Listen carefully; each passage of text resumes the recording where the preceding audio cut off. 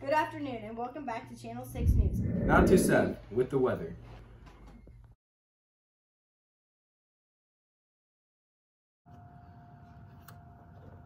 Well, hello guests. In today's Weather Channel, we are going to be learning about the Weather Channel. Let's take a trip into current history to see that, shall we? Welcome to the weather. This week's broadcast is going to be 100% chance of sun. This is Mark is down there now outside of the station. He's going to tell you how the weather is.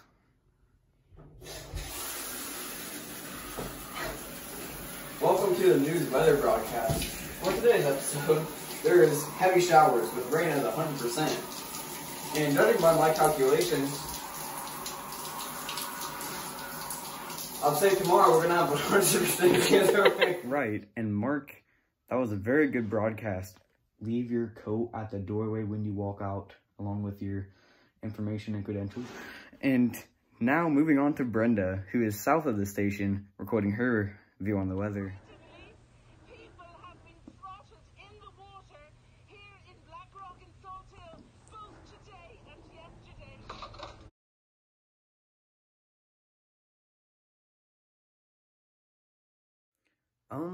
Thank you, Brenda. Moving on. This weather was brought to you by Raid Shadow Legends. Thank you, Caitlin. Take it away. Let's take a commercial break.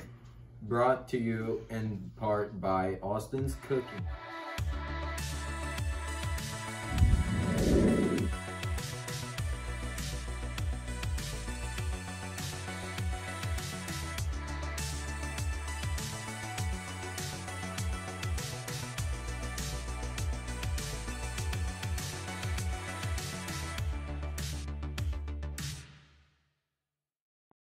Next month marks the 71st anniversary of the start of the Korean War. But how did it start? We go over to our history specialist, Matt Weitzel. The Korean War started on June 25th, 1950. But how did it start? Well, it started when the peninsula was divided along the 38th parallel. In the north, the Soviets set up a communist regime, led by Kim Il-sung. And in the south, the UN set up a diplomatic anti-communist regime. So, on June 25th, 1950, Kim was given the order to invade the south. To combat this, the UN made landings at Incheon, which is near Seoul and about 100 miles south of the 38th parallel. This was a risky landing, but Pacific Theater hero General MacArthur insisted on landing there. And after 3 years of fighting, a ceasefire treaty was signed. And nearly 65 years later, the two countries worked toward a peace treaty in 2018. I'm now going to hand it over to my friend Zach, who's going to go more into detail about the battles. Zach, take it away.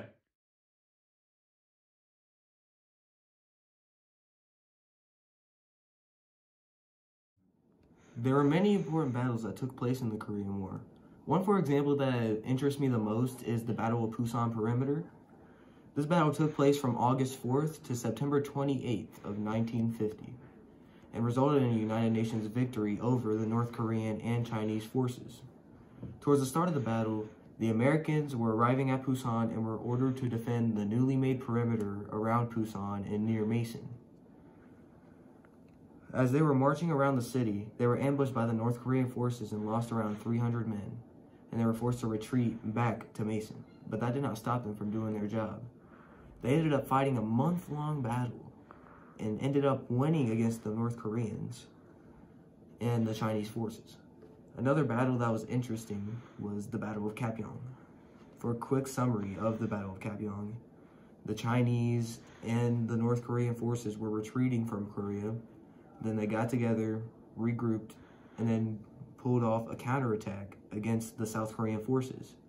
The South Korean forces needed help, so Canada and Britain came to help them, and they ended up winning the battle. The United Nations again won the battle.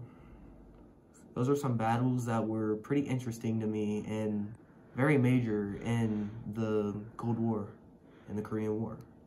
So back to you, Caitlin and Tyler. Okay, so in a small town in Ohio, there's a boy who started his own mowing business just by himself. He bought his own zero-turn lawnmower and is growing really fast. And to me, that's pretty crazy. What do you think about that, Caitlin? I think that's very cool, and he has the courage and the ambition to do that because he is very determined to make money for his future.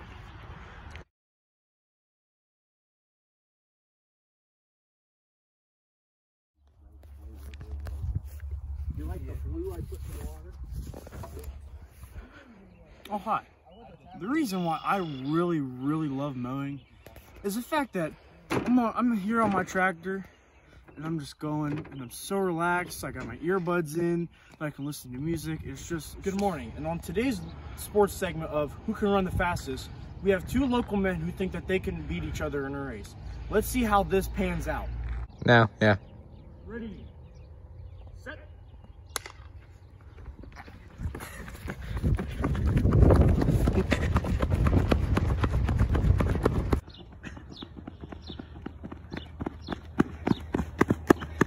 And the winner is Seth! As you can see, I won the race against Austin, but now a new challenger has approached. Who will win these two races in the track and field community?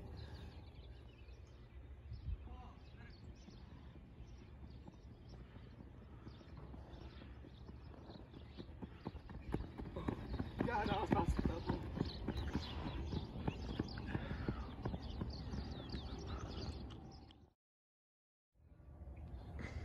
Okay, so as you've seen, I just beat the challenger opponent, Tyler, but there is one more challenger, whose name is Matt Weitzel. Who would want to try to race me. Will I go undefeated, or will I fall from these great heights of the championship? Let's see this.